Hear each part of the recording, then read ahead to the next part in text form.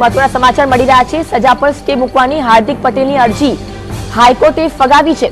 હાર્દિક પટેલની અરજીને હાઈકોર્ટે ફગાવી છે તો હાર્દિક પટેલ ચૂંટણી નહીં લડી શકે।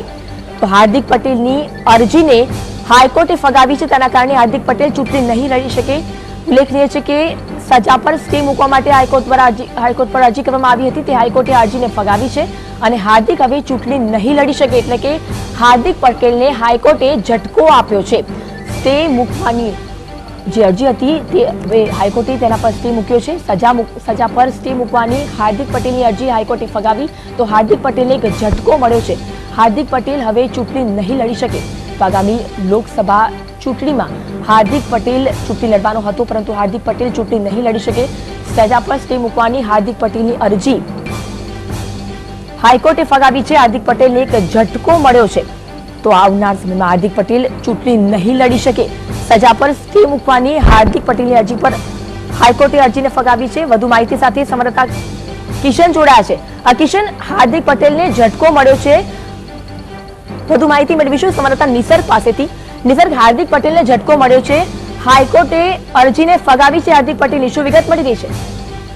બિલકુલ, ગુજરાત હાઈકોર્ટની અંદર વિસનગર કોર્ટમાં જે સજા કરવામાં આવી હતી હાર્દિક પટેલને, તેને લઈને અરજી કરવામાં આવી હતી, જે ગુજરાત હાઈકોર્ટે એ અરજી ફગાવી દીધી છે। એટલે કહી શકાય કે હાર્દિક પટેલ માટે અને પાસ કન્વીનરો માટે ખૂબ જ માઠા સમાચાર છે। હાર્દિક પટેલ આગામી ચૂંટણી નહીં લડી શકે તે માટે આ પ્રકારની સ્ટે હટાવવામાં આવ્યો છે। કારણ માત્ર એક જ છે કે હાર્દિક પટેલ ઉપર 17 જેટલી એફઆઈઆર નોંધવામાં આવી છે અને એફઆઈઆર નોંધેલી હતી તે સમય દરમિયાન પણ હાર્દિક પટેલ દ્વારા અનેક ગુના કરવામાં આવ્યા હતા। આ પ્રકારની વાત હાઈકોર્ટ દ્વારા કરવામાં આવી છે, માટે હાર્દિક પટેલની જે સજા પર સ્ટે મૂકવાની જે બાબત હતી તે હાઈકોર્ટે ફગાવી દીધી છે। આ સમગ્ર બાબતને લઈને હાર્દિક પટેલ દ્વારા હવે આગામી સમયમાં સુપ્રીમ કોર્ટની અંદર અરજી કરવામાં આવશે, તો જ તે ચૂંટણી લડી શકશે। જી, જે સુનાવણી દરમિયાન બંને પક્ષો દ્વારા કેવી દલીલો કરવામાં આવી હતી નિસર્ગ? બિલકુલ, આજની જે માનવી દલીલોની ખાસ વાત કરીશું તો તમામ બંને પક્ષોની દલીલો તો પૂર્ણ થઈ ગઈ હતી। આજે માત્ર ચુકાદો આવવાની વાત હતી।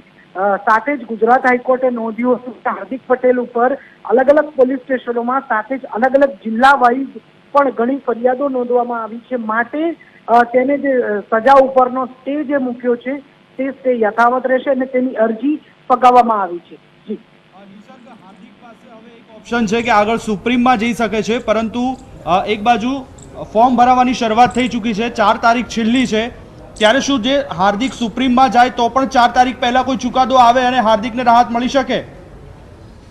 બિલકુલ, જે પ્રમાણે કહી શકાય કે કોંગ્રેસના એડવોકેટ જે ખૂબ જ સિનિયર એડવોકેટ કપિલ સિબ્બલ જે છે તે સુપ્રીમ કોર્ટની અંદર પ્રેક્ટિસ કરે છે। કદાચ હાર્દિક પટેલ કપિલ સિબ્બલના શરણે જાય અને સુપ્રીમ કોર્ટમાં અરજી કરે અને સુપ્રીમ કોર્ટમાં તાત્કાલિક સુનાવણી આ કેસને લઈને કરવામાં આવે તો આગામી સમયની અંદર કદાચ હાર્દિક પટેલ ચૂંટણીને લઈને કવાયત હાથ ધરી શકશે। જો આ પ્રકારની મુવમેન્ટ નહીં થાય તો બિલકુલ ચોક્કસપણે કહી શકાય કે હાર્દિક પટેલ આગામી ચૂંટણી નહીં લડી શકે। જી, આ અંગે જ્યારે ચુકાદો આવ્યો છે ત્યારે અન્ય પાસના નેતાઓ, પાસના કન્વીનરોનો કોઈ પ્રતિક્રિયા સામે આવી છે? બિલકુલ, હજી સુધી અન્ય પાસના નેતાઓ કે કન્વીનરોની તો આ તમામ બાબતને લઈને કોઈ પણ પ્રકારની પ્રતિક્રિયા નથી આવી, પરંતુ ચોક્કસ એ કહી શકાય કે હાર્દિક પટેલના જે મનસુબા હતા તેની ઉપર એક ખૂબ જ મોટો ઝટકો ગુજરાત હાઈકોર્ટ દ્વારા લગાવવામાં આવ્યો છે। જી જી જી નિસર્ગ, આભાર। આપણી સાથે લલિત વસોયા જોડાયા છે। લલિતભાઈ, સ્વાગત છે। હાર્દિક પટેલને એક મોટો ઝટકો કહી શકાય, સજા પર સ્ટે મૂકવાની હાર્દિક પટેલની અરજી હાઈકોર્ટે ફગાવી છે, હવે ચૂંટણી હાર્દિક પટેલ નહીં લડી શકે, શું પ્રતિક્રિયા આપશો?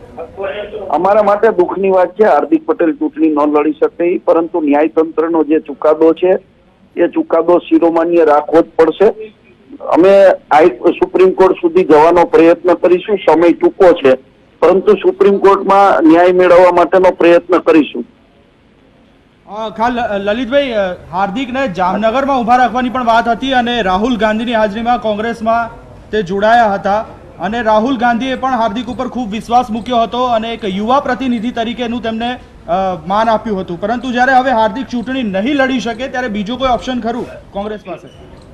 હા, કોંગ્રેસ પાસે ઘણા ઓપ્શનો છે। વિક્રમભાઈ માડમ છે, જયંતિભાઈ સભાયા છે, ઘણા મિત્રો ચૂંટણી લડી શકવા માટે સક્ષમ છે। 7 કે 8 દાવેદારો પણ છે।